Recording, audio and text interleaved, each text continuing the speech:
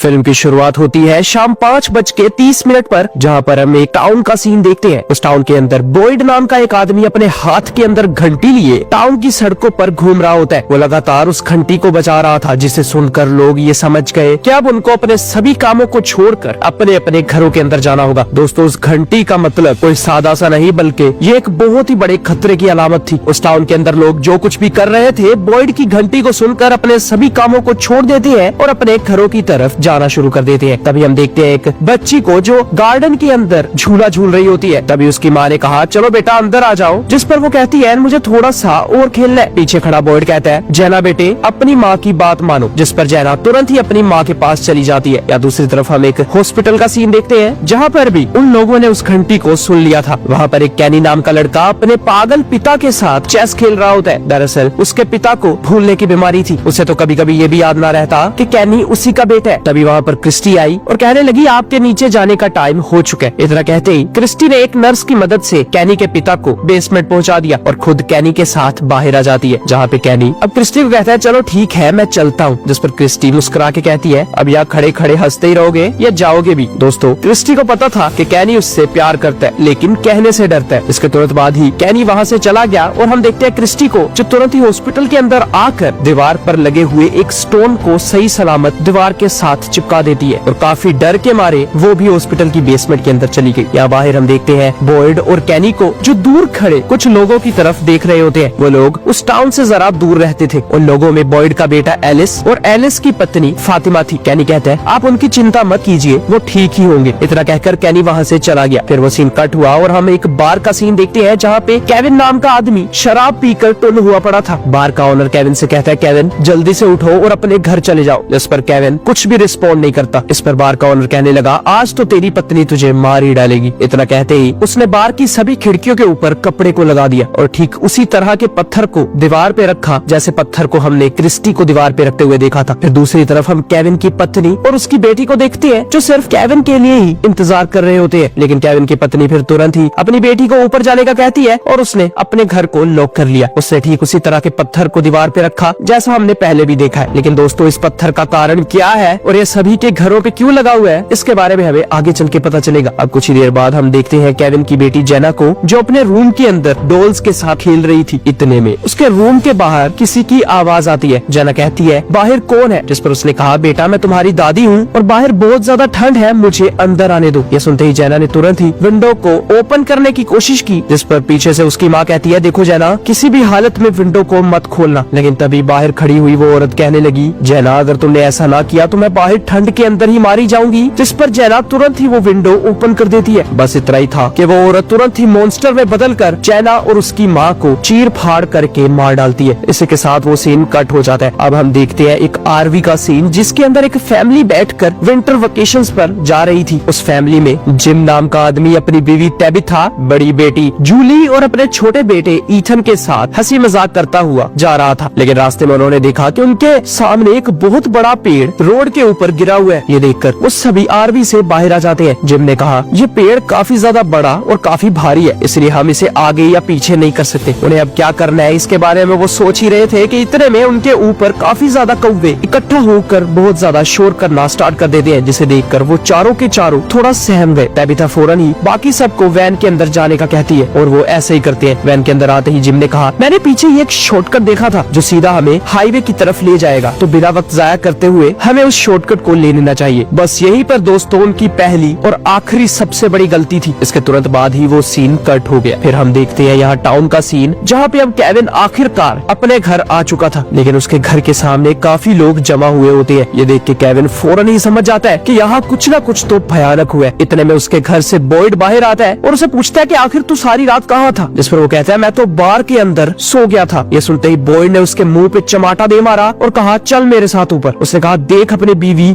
ने कैनी से कहा, इसको तुरंत ही काल कोठरी में डाल दो। इतना कहकर वो नीचे आ जाता है। तभी उसकी मुलाकात चर्च के फादर से हुई। उस फादर का नाम था फादर खत्री। फादर ने कहा, मुझे यहाँ पे क्यों बुलाया गया? बॉयड ने कहा, खुद ही ऊपर चल के देख लो। इसके बाद वो सीन कट हो जाता है। अब हम देखते हैं जिम और उसकी फैमिली को, जो उसी शॉर्टकट से होते हुए टाउन के अंदर से होके जाने लगते हैं। वो जैसे ही टाउन के बीचों बीच आए, तब उन्होंने देखा कि टाउन के सभी लोग कब्रिस्तान के अंदर किसी फ्यूनरल पर इकट्ठा हुए थे। जी हाँ, ये वही फ्यूनरल था जिसमें वो केविन की बेटी और केविन की बीवी को दफना रहे होते हैं। बॉयड ने और बाकी सब ने भी उनकी आरवी देख ली, जिससे उन्हें पता चल गया कि ये लोग भी अब जिंदा नहीं बचेंगे। दोस्तों ऐसा क्यों, इसके बारे में हमें अभी पता चल जाएगा। जिम तुरंत ही अपनी आरवी से उतरकर उन सभी लोगों के पास जाने लगा ताकि उन्हें अपनी कंडीशन के बारे में बताकर हाईवे के बारे में पूछ सके। इतने में फ्यूनरल खत्म हो जाता है और सभी लोग वापस जाने लगे। जिम ने कुछ लोगों से बात करने की कोशिश की, लेकिन कोई भी उसकी तरफ ध्यान तक नहीं कर रहा था। इतने में बॉयड ने कहा, क्या आपको कुछ मदद चाहिए? जिम कहता है, जी हाँ, दरअसल वो पिछले हाईवे पर एक पेड़ गिरने की वजह से रास्ता ब्लॉक हो गया था, इसलिए हमने सोचा हम शॉर्टकट ले लें, लेकिन अब हम जरा सा रास्ता भटक गए। क्या आप हमें हाईवे का रास्ता बता सकते हो? जिस पर बॉयड कहता है, यहाँ से आप सीधे जाएंगे, बिना किसी मोड़ को मुड़े 3 किलोमीटर के बाद हाईवे आ जाएगा। जिम ये सुनते ही बॉयड का शुक्रिया अदा करता है और वहाँ से जाने लगा। बॉयड कहता है, कोई बात नहीं यार, इतना तो तुम्हारे लिए कर ही सकते हैं। दोस्तों बॉयड और कैनी को पता था कि ये लोग अब यहाँ से बाहर कभी भी नहीं निकल पाएंगे, मगर फिर भी वो जिम को नहीं रोकते। जिम तुरंत ही कार के अंदर आया और अपनी फैमिली को लेकर उस टाउन से बाहर जाने लगता है। उन्होंने काफी देर ड्राइव की, लेकिन उन्हें हाईवे का रास्ता नहीं मिला। तबीता कहती है, मुझे तो लगता है कि वो जो टाउन था उन्होंने ही हमें गलत रास्ता बताया। जिस पर जिम ने कहा, नहीं, मुझे ऐसा नहीं लगता। अगर उन्होंने गलत रास्ता बताया भी होगा तो हम जहाँ से आए हैं वहाँ को वापस चले जाएंगे और फिर कोई और रास्ता ढूंढ लेंगे। उनकी बातचीत चल ही रही थी कि तभी वो लोग देखते हैं कि हम तो दोबारा से उसी टाउन के अंदर आ गए। तबीता कहती है, ऐसा कैसे हो सकता है? हम किसी मोड़ को नहीं मुड़े और तो और हमने यू टर्न भी नहीं लिया, लेकिन फिर भी हम इस टाउन की तरफ आ गए। उन्होंने तुरंत ही एक लड़की जिसका नाम था सारा, उसके पास रुककर रास्ता पूछा, लेकिन सारा उन्हें कोई जवाब नहीं देती और आगे चल पड़ती है। वो सब लोग काफी ज्यादा हैरान तो हुए, लेकिन उन्हें पता था कि पहले भी इस टाउन के लोग सदकी ही थे, इसलिए वो किसी से बिना कुछ पूछे ही दोबारा आगे चल पड़ते हैं। लेकिन इस बार तबीता कहती है, याद रहे अगर कोई भी कट आया तो हम उस पर मुड़ जाएंगे। मुझे तो लगता है ये कोई भूल भुलैया है, जैसे हम दोबारा ही उस टाउन के अंदर पहुंच गए। जिम ने कहा, मैंने पूरे रोड को देख लिया, लेकिन ये रोड कहीं को भी नहीं मुड़ती। दोस्तों वो फिर से तीसरी मर्तबा उसी टाउन के अंदर आ जाते हैं जिस टाउन में वो पहले भी 2 मर्तबा आ चुके थे। ये देखकर अब जिम आखिरकार एक जगह पर अपनी आरवी को पार्क कर लेता है, लेकिन तभी उसे आइडिया आया कि क्यों ना हम इस बार उल्टी दिशा में जाए। इसलिए वो तुरंत ही अपनी आरवी को यू टर्न करता है और उस टाउन से बाहर जाने लगा। यहाँ बॉयड और कैनी भी जिम और उसके परिवार को देख रहे थे, जहाँ पे अब बॉयड कहता है, इनके रास्ते के अंदर नुकीले कील बिछा दो ताकि इनका टायर पंक्चर हो और ये सब लोग यहीं पे रुक जाए। या दूसरी तरफ हम देखते हैं आरवी का सीन, जहाँ पे जिम और तबीता देखते हैं कि अब सामने से एक गाड़ी आ रही है। उन्होंने उस कार से जैसे मदद मांगने के लिए आरवी को स्लो किया, तब वो कार उनकी तरफ और तेजी से बढ़ने लगी, जिससे बचने के लिए जिम ने जैसे ही आरवी को जरा सा मोड़ा तो उनका ट्रैक खत्म हो जाता है और उनकी आरवी जंगल के अंदर क्रैश कर जाती है। पीछे ही वो कार भी एक पेड़ के साथ जा टकराई। यहाँ हम देखते हैं आरवी का सीन, जहाँ तबीता बेहोश हो चुकी थी। ईथन की टांग के अंदर काफी बड़ा रोड घुस चुका था और जिम और जूली को काफी ज्यादा चोट आई होती है। या दूसरी तरफ हम देखते हैं उस कार के सीन को, जिसमें से एक आदमी बाहर आया जिसने काफी ज्यादा शराब पी रखी थी। वो तुरंत ही चलता हुआ टाउन की तरफ आ जाता है, जहाँ पे वो कहता है, पीछे काफी बड़ा एक्सीडेंट हुआ है। वहाँ पे और कोई नहीं बल्कि बॉयड और कैनी ही थे। बॉयड कहता है कैनी को, इसे तुरंत ही हॉस्पिटल ले जाओ और इसका इलाज करो, मैं जाके देखता हूँ कि आखिर पीछे हुआ क्या। इसके अगले सीन में हम देखते हैं कैनी को, जो अब उस आदमी को क्रिस्टी के पास हॉस्पिटल ले आया था, जहाँ क्रिस्टी अपनी नर्स को कहती है, इसे जल्दी से फर्स्ट एड दे दो। कैनी ने कहा, वहाँ और भी काफी लोग घायल हैं, इसलिए जल्दी करो और मेरे साथ चलो। इधर दूसरी तरफ हम देखते हैं उस कार के सीन को, जिसमें से अब एक जेड नाम का नशेड़ी बाहर आता है। उसने इतना ज्यादा नशा कर रखा था कि उसे अब कुछ भी रियल नहीं लग रहा होता। जब बॉयड उसके पास आया तो बॉयड उससे कहने लगा, सर क्या आप ठीक तो है ना? जेड कहता है, पहले तो ये बताओ तुम रियल भी हो या नहीं? जिस पर बॉयड को पता चल गया कि इसने ड्रग्स ले रखे हैं, इसलिए बॉयड जेड को हथकड़ी लगाकर वहीं पर छोड़ देता है। वो कहता है कुछ ही देर में मदद आ जाएगी। वो जेड को वहीं पर छोड़कर आरवी की तरफ बढ़ जाता है। उसने देखा कि आरवी काफी ज्यादा बुरी हालत में पड़ी थी। वो अंदर आवाज लगाता है तो जिम कहता है, हाँ हम अंदर ही है, लेकिन तुम्हें विंडशील्ड को तोड़ के अंदर आना होगा। जिस पर बॉयड ने अब विंडशील्ड तोड़े बिना ही आरवी का डोर ओपन किया और आरवी के अंदर आ जाता है। वो देखता है कि तबीता बिल्कुल बेहोशी की हालत में पड़ी थी। वो सारी सिचुएशन देखने के बाद बॉयड उन सबको कहता है कि मदद आ रही है, आप सिर्फ धीरज रखिए। यहाँ दूसरी तरफ हम देखते हैं फादर खत्री और कैनी को, जो बॉयड के बेटे एलिस के पास आए थे क्योंकि उन्हें मदद की जरूरत थी। वो एलिस को लेकर क्रैश हुई आरवी की तरफ बढ़ने लगे। वो तुरंत ही एक्सीडेंट वाली साइड पर आए, जहाँ पे अब कार के पास आने पर क्रिस्टी जेड को कहती है, प्लीज आप अपनी आंखें खुली रखना। फिर क्रिस्टी और कैनी फादर खत्री को जेड के पास छोड़कर खुद आरवी की तरफ बढ़ने लगे। यहाँ हमने देखा बॉयड को, जिसने अब जूली को आरवी से सही सलामत बाहर निकाल लिया था। कैनी और क्रिस्टी आरवी के पास आ जाते हैं, जहाँ एलिस और कैनी ने तबीता को होश में लाया और उसे आरवी से बाहर निकाल लिया। अब पीछे बचे थे जिम और ईथन। क्रिस्टी ने जैसे ही ईथन की हालत देखी तो वो तुरंत ही बॉयड से कहती है, मुझे ईथन का इलाज करने में 3 घंटे लग जाएंगे, लेकिन जैसे कि हमें पता है कि आधे घंटे के अंदर ही शाम हो जाएगी, तो बताइए अब हम क्या करें? बॉयड कहता है, हमें उसका इलाज आरवी के अंदर ही करना होगा। क्रिस्टी ने कहा, ये काफी ज्यादा खतरनाक होगा और तो और हमने आज से पहले इस चीज को कभी कार के अंदर नहीं आजमाया। बॉयड कहता है, चलो आज इसे भी आजमा लेते हैं। जिस पर कैनी को तो क्रिस्टी की काफी चिंता होने लगी। लेकिन क्रिस्टी कहती है तुम मेरी चिंता मत करो और बाकी सभी को टाउन के अंदर ले जाओ। इतना कहते ही क्रिस्टी अंदर आई और जिम को कहने लगी जाओ जाके अपनी पत्नी और अपनी बेटी से मिल लो, क्योंकि मुझे तुम्हारी यहाँ पर जरूरत पड़ने वाली है। जिम तुरंत ही आरवी से बाहर आकर टैबिथा को कहता है हमारा बेटा ईथन ठीक हो जाएगा। जिस पर टैबिथा कहने लगी ये तो हमें कह रहे हैं हम यहाँ से टाउन के अंदर चले जाए। जिम मैं अपने बेटे को छोड़कर कहीं नहीं जाने वाली। ये सुनते ही जिम बॉयड की तरफ देखने लगा। बॉयड कहता है देखो जिम, यहाँ पे जो कुछ भी हो रहा है ना, मैं तुम्हें इस हालत में और इतने थोड़े समय में नहीं समझा सकता, इसलिए प्लीज मेरी बात मानिए और टाउन के अंदर चले जाइए। जिम ने कहा तुम पागल वागल हो गए हो क्या? तुम यहाँ पे एम्बुलेंस बुलाने की बजाय अपनी खुद की एक डॉक्टर ले आए और तो हमें अपने घरों के अंदर कैद करना चाहते हो? तुम जैसों को मैं अच्छी तरह जानता हूँ। बॉयड ने कहा आप जो समझ रहे समझिए, लेकिन प्लीज रात को ये जंगल काफी ज्यादा खतरनाक हो जाता है, इसलिए मेरी गारंटी है कि आपको सुबह तक हम कुछ नहीं करेंगे। सुबह होते ही आप चाहे तो यहाँ से निकल जाना, लेकिन फिलहाल मेरी बात मानिए और सिर्फ एक रात के लिए हम पे यकीन कर लीजिए। मैं इससे ज्यादा आपसे कुछ नहीं मांगता। अब ना चाहते हुए भी जिम अपनी बीवी टैबिथा और जूली को बॉयड के बेटे एलिस और कैनी के साथ टाउन की तरफ भेज देता है और खुद बॉयड को लेकर आरवी के अंदर आ गया। यहाँ हम देखते हैं कि अब शाम भी ढल चुकी थी और रात होना शुरू हो जाती है। कार के अंदर फादर खत्री, जेड, कैनी, जूली और टैबिथा मौजूद थे। उनके साथ ही एलिस भी होता है। वो जैसे ही टाउन की तरफ बढ़ रहे होते हैं तो उनकी कार के टायर्स उन्हीं नुकीले कीलों की वजह से पंक्चर हो जाते हैं जिन कीलों को कैनी और बॉयड ने बिछा रखा था। ये देखकर वो तुरंत ही सबको कार से बाहर निकालने लगे और कहने लगे कि चाहे जो कुछ भी हो जाए उस हवेली की तरफ भागना स्टार्ट कर दीजिए। आपको जंगल के अंदर जो दिखे सब चीजें इग्नोर करना। आपको जो कोई भी आवाज लगाए आपको आवाज नहीं सुननी, सिर्फ भागते जाना है। यहाँ सीन चेंज हुआ और हम देखते हैं आरवी के अंदर, जहाँ पे जिम आप पूछते हैं बॉयड ये जंगल खतरनाक हो जाने से तुम्हारा क्या मतलब है? जिस पर बॉयड कहता है क्या? जिम ने कहा तुम्हारा मतलब ये कोई जंगली जानवरों से है या कोई यहाँ पे लुटेरे रहते हैं? बॉयड ने कहा देखो जो अब मैं तुम्हें बताने जा रहा हूँ ना, वो तुमने जिंदगी में कभी ना देखा होगा ना सुना होगा। बॉयड की बात सुनकर जिम काफी हैरान हो जाता है, लेकिन इतने में उसने देखा कि उसके बेटे ईथन को काफी बुरी तरह दौरे पड़ने शुरू हो जाते हैं। क्रिस्टी ने कहा आप बस उसकी गर्दन को एक जगह पकड़े रखिए। जिम ने क्रिस्टी से पूछा आखिर मेरे बेटे को हो क्या रहा है? क्रिस्टी कहती है इसका काफी ज्यादा खून बह चुका है, इसलिए ऐसा होना नॉर्मल है। यहाँ दूसरी तरफ हमने देखा उसी आदमी को जिसने जिम और उसकी फैमिली की आरवी को डी ट्रैक करके उसका एक्सीडेंट करवाया होता है, वो हॉस्पिटल के बेड पर लेटा हुआ था। तभी वहाँ पर उसके पास सारा आई। जी हाँ, वही सारा जिससे पहले जिम और उसकी फैमिली ने रास्ता पूछा था, लेकिन उसने कोई जवाब न दिया। सारा तुरंत ही उसके पास आती है और उससे कहती है कि तुम यहाँ क्या करने आए थे? जिस पर वो आदमी कहने लगा मैं और मेरे दोस्त ने इतनी ज्यादा पी रखी थी कि हमें रास्ता ही भूल गया। बस इतना ही था कि सैरा ने पता नहीं क्यों एक स्क्रू ड्राइवर को उस आदमी के गले के अंदर घुसा दिया, जिससे वो आदमी तड़प तड़प कर कुछ ही मिनटों के अंदर मारा जाता है और वो सीन भी कट हो गया। दोस्तों सारा ने ऐसा क्यों किया इसके बारे में हमें आगे चल के पता चलेगा। यहाँ हम देखते हैं आरवी का सीन, जहाँ पे अब आखिरकार वो मॉन्स्टर्स उनकी आरवी के इर्द गिर्द आ चुके थे। बॉयड ने जैसे ही आरवी से बाहर नजर डाली तो वो देखता है कि सभी मॉन्स्टर्स उनके चारों तरफ फैल चुके हैं। वो आवाजें लगाते हैं कि जल्दी से बाहर निकलिए, हम आपकी मदद को आए हैं। उनकी आवाजों को जिम भी सुन लेता है। जिम कहता है वो हमारी मदद करने को आए हैं और तुम उन्हें अंदर नहीं आने दोगे क्या? बॉयड ने कहा देखो जिम वो सब बहुत खतरनाक है। जिम ने कहा खतरनाक होंगे तो मैं उनसे कहूंगा हमारा सब कुछ ले लीजिए, लेकिन मेरे बेटे की जान बचा ले। इतना कहकर जिम तुरंत ही बाहर जाना स्टार्ट कर देता है, लेकिन बॉयड ने उसे पकड़ा और उसे कस के आरवी की दीवार के साथ लगा दिया। बॉयड कहता है मैं तुम्हें छोड़ूंगा, लेकिन प्लीज पैनिक करके यहाँ से बाहर मत जाना। जिस पर जिम कहता है चलो ठीक है। जिम ने कहा उनसे ज्यादा खतरनाक तो तुम हो, मुझे तुम लोगों के इरादे कुछ ठीक नहीं लगते। तुमसे तो अच्छे वो लोग हैं जो बाहर हमारी मदद करने आए हैं। जिस पर बॉयड ने कहा वो अच्छे लोग नहीं है। जिम कहता है मुझे नहीं पता वो कैसे भी लोग हैं, या तो वो लुटेरे होंगे या वो अच्छे इंसान होंगे, लेकिन तुमसे कई ज्यादा कम खतरनाक होंगे। बॉयड ने कहा तुम जैसा सोचना चाहते हो वैसा सोचो। या दूसरी तरफ हम देखते हैं एलिस, कैनी और फादर खत्री को, जो उन तीनों को लेकर अब हवेली की तरफ बढ़ते चले जाते हैं। रास्ते में बारिश भी शुरू हो जाती है। वो भागते भागते हवेली की काफी करीब पहुंच चुके थे। तभी वहाँ पर जेड का पाँव फिसला और उसका सर पत्थर के अंदर जा टकराता है, जिससे वो बेहोश हो जाता है। कैनी और एलिस ने तुरंत ही उसे उठाया और हवेली के दरवाजे तक पहुँच गए। उन्होंने तुरंत ही दरवाजे को नॉक करना शुरू कर दिया, लेकिन हवेली के अंदर एक आदमी किसी को दरवाजा नहीं खोलने देता। वो कहता है कोई दरवाजा मत खोलना, ये पक्के मॉन्स्टर्स ही होंगे। जिस पर अब आखिरकार हवेली की मालकिन, जिसका नाम होता है डोना, वो बाहर आकर उस आदमी को पीछे हटा देती है और दरवाजे को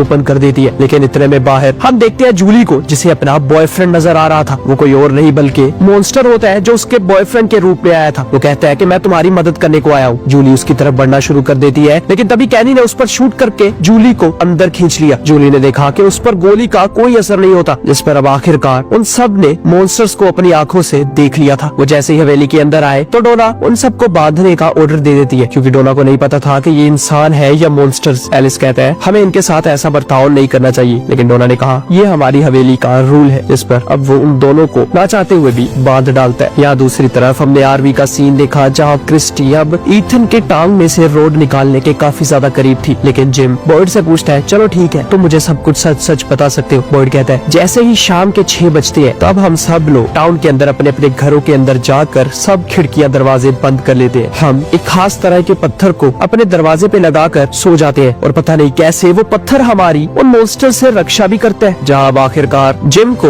बॉयड पर जरा सा यकीन हुआ, क्योंकि इतनी तेज बारिश के अंदर भी जिम देखता है कि अभी भी वो मॉन्स्टर्स बाहर ही है, क्योंकि एक आम आदमी इतनी ठंड के अंदर बारिश के अंदर बाहर खड़ा नहीं रह पाता और ये सब लोग पता नहीं कैसे रात होने पर जंगल से बाहर आ गए। यहाँ दूसरी तरफ हम देखते हैं सैरा को, जिसे अब अपने किए पर काफी ज्यादा पछतावा हो रहा था। वो बहुत फूट फूट कर रोने लगती है। लेकिन दोस्तों सैरा ने जो उस आदमी के साथ किया ये तो कुछ भी नहीं था। जो काम वो अब करने जा रही थी वो उससे कई गुना ज्यादा खतरनाक होता है। यहाँ हवेली के अंदर कुछ देर गुजर जाने के बाद हम देखते हैं कि डोना ने जूली, टेबिथा और जेड को फ्री कर दिया, क्योंकि उन्हें यकीन हो चुका था कि ये मॉन्स्टर्स नहीं है। जूली एलिस के कमरे में आ जाती है, जहाँ पे एलिस उसे बताता है कि मुझे सिर्फ और सिर्फ अपने पिता की फिक्र हो रही है और तुम्हारे पिता भी आरवी के अंदर है, तो दुआ करो कि उन्हें कुछ पिलाओ। जूली कहती है मेरे मन में काफी ज्यादा सवाल है, जिस पर एलिस ने कहा आहिस्ता आहिस्ता सबके जवाब मिल जाएंगे। यहाँ नीचे डोना ने टेबिथा से पूछा तुम लोग इस टाउन के अंदर करने क्या आए थे? टेबिथा कहती है मुझे नहीं पता, हम लोग तो हाईवे पे जा रहे थे लेकिन वहाँ रास्ता बंद होने की वजह से हमने जैसे ही शॉर्टकट लिया तो यहाँ फंस के रह गए। जहाँ पे डोना उसे कहती है तुम चिंता मत करो, हम जितनी मदद हो सके तुम्हारी उतनी मदद करेंगे। इसके अगले सीन में हमने देखा कि आरवी के अंदर अब क्रिस्टी ने बड़ी सावधानी के साथ ईथन के पाँव के अंदर घुसा हुआ रोड निकाल लिया, जिससे अब ईथन को भी होश आ जाता है। ईथन अपने बाप से कहता है मुझे बहुत ज्यादा दर्द हो रहा है पापा। जिम ने कहा बस बेटा कुछ देर और संभाल लो, फिर हम अपने घर वापस चले जाएंगे। लेकिन असलियत में दोस्तों वो यहाँ से कभी भी नहीं निकलने वाले थे। इस बात का पता बॉयड और क्रिस्टी को होता है, लेकिन जिम और ईथन को अंदाजा तक नहीं था कि वो किस खतरे में फंस चुके हैं। यहाँ टाउन के अंदर देखते हैं हॉस्पिटल का सीन, जहाँ पर वो नर्स कैनी के पिता को सुला देती है। वो जैसे ही ऊपर गई तो उसने देखा कि वो आदमी जिसकी उसने मरहम पट्टी की थी उसे किसी ने जान से मार डाला। ये देखकर वो औरत काफी ज्यादा डर जाती है और तुरंत ही बेसमेंट की तरफ आने लगी, क्योंकि बेसमेंट में कैनी के पिता अकेले थे। उसका शक बिल्कुल सही होता है, क्योंकि उसे बेसमेंट के डोर पर 2 मॉन्स्टर्स दिखाई देते हैं जो उस औरत की तरफ देखकर बड़ी खतरनाक स्माइल कर रहे थे। अगले ही पल वो सीन कट हो जाता है। यहाँ हमने देखा वैन का सीन, जहाँ किसी तरह वो खतरनाक रात गुजर गई और सुबह होते ही कैनी उन सबको लेकर टाउन के अंदर आ जाता है। लेकिन तभी उसे ये देखकर काफी बड़ा झटका लगा, क्योंकि उन मॉन्स्टर्स ने रात को कैनी के पिता को कैनी हर तरफ से टूट जाता है और अपने पिता की लाश को गले लगाकर फूट फूट कर रोने लगा। दोस्तों जिम और उसकी फैमिली को भी समझ आ चुकी थी कि यहाँ रात होने पर खतरनाक मॉन्स्टर्स खुले खून थे और बॉयड और बाकी सभी टाउन वाले उन सब के दुश्मन नहीं थे बल्कि दोस्त थे। लेकिन अब जिम और उसका परिवार इस जगह से बाहर कैसे निकलेंगे, इस चीज की काफी ज्यादा परेशानी होती है। उन्हें ये तो समझ आ गई थी कि इस टाउन से निकल पाना लगभग इम्पॉसिबल सी बात है, क्योंकि अगर निकलना पॉसिबल होता तो बाकी के टाउन वाले कभी न कभी इस टाउन से तो बाहर जा चुके होते। दोस्तों कैनी के पिता सारा की वजह से मारे गए और सारा ने ऐसा क्यों किया इसका खुलासा आगे चल के होगा। इसी दहशत के साथ सीरीज का ये पार्ट यही खत्म हो जाता है।